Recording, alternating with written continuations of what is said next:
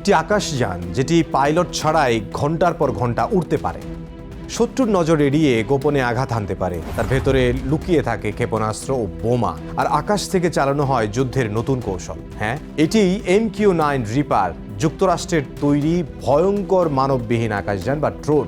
যুদ্ধ প্রযুক্তির আজকের পর্বে জানাবো MQ-9 রিপারের জন্ম, বৈশিষ্ট্য, যুদ্ধক্ষেত্রের ভূমিকা এবং ট্রাম্প প্রশাসনের সিদ্ধান্ত কিভাবে আন্তর্জাতিক কূটনীতি ও অস্ত্র বাজারে নতুন সমীকরণ তৈরি করছে। ড্রোন যুদ্ধের ধারণা শুরু হয়েছিল মূলত নজরদারি দিয়ে। 1990-এর দশকে প্রেডেটর ড্রোন আফগানিস্তান ও ইরাকে নজরদারির কাজে ব্যবহৃত হয়, কিন্তু 2007 সালে যুক্তরাষ্ট্র তৈরি করে প্রেডেটরের উন্নত সংস্করণ MQ-9 রিপার। প্রেডেটরের তুলনায় রিপার ছিল বড়, দ্রুত এবং বহন ক্ষমতায় আরও শক্তিশালী। রিপারকে শুধু চোখ নয় বরং মুষ্টি হিসেবেও তৈরি করা হয়েছিল, যা শত্রুকে খুঁজে বের করার পাশাপাশি মুহূর্তেই আঘাত হানতে পারে।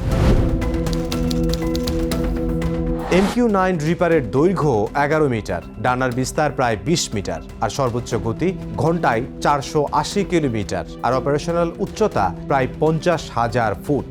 টানা উঠতে সক্ষম 36 ঘন্টা পর্যন্ত, আর রেঞ্জ প্রায় 1850 কিলোমিটার।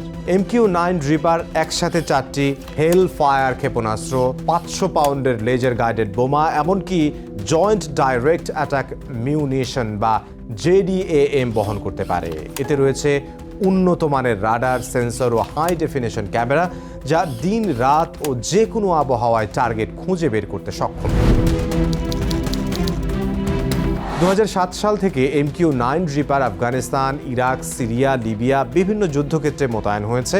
আল কায়দা এবং IS-এর বিরুদ্ধে যুদ্ধে এই ড্রোন ব্যবহার করেছে মার্কিন সেনারা। রিপারের সবচেয়ে বড় শক্তি হল প্রিসিশন স্ট্রাইক, অর্থাৎ নিখুঁতভাবে লক্ষ্যবস্তুতে আঘাত হানার সক্ষমতা। কিন্তু রিপার শুধু সামরিক সাফল্যই এনে দেয়নি, বিতর্কও তৈরি করেছে।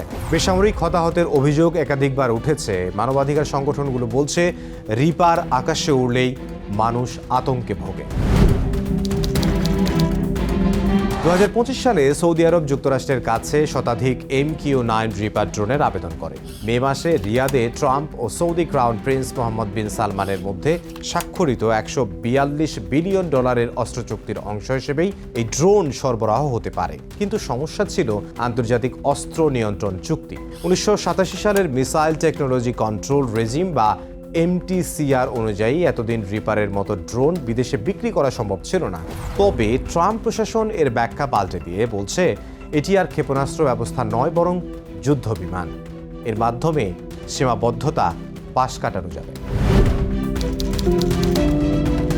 বিশ্লেষকরা বলছেন রিপার বিক্রির অনুমতি যুক্তরাষ্ট্রের ভূরাজনৈতিক প্রভাব বাড়াবে। প্রশান্ত মহাসাগরীয় অঞ্চল, ইউরোপ ও মধ্যপ্রাচ্যের মিত্র দেশগুলো এখন রিপার পেতে আগ্রহী। বিশেষ করে সংযুক্ত আরব আমিরাত ও পূর্ব ইউরোপীয় রাষ্ট্রগুলো এই প্রযুক্তি চাইছে, কিন্তু এর বিপক্ষেও মত রয়েছে। অনেক বিশেষজ্ঞ মনে করছেন এই পদক্ষেপ অস্ত্র প্রতিযোগিতা বাড়াবে, যা আঞ্চলিক নিরাপত্তার জন্য হুমকি হতে পারে। অন্যদিকে যুক্তরাষ্ট্রের প্রতিদ্বন্দ্বী চীন ইতোমধ্যেই সস্তা ড্রোন প্রযুক্তি সরবরাহ করছে বিভিন্ন দেশে। ফলে রিপার বিক্রি না করলে যুক্তরাষ্ট্র অস্ত্র বাজারে পিছিয়ে পড়বে বলেই মনে করছে ট্রাম্প প্রশাসন। MQ-9 রিপার এটি শুধু একটি ড্রোন নয়, বরং আধুনিক যুদ্ধক্ষেত্রের প্রতীক।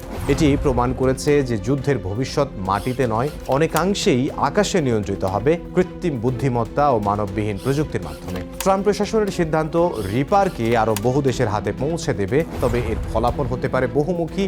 একদিকে মিত্রদের নিরাপত্তা নিশ্চিত করা, অন্যদিকে বিশ্বে নতুন অস্ত্র প্রতিযোগিতা।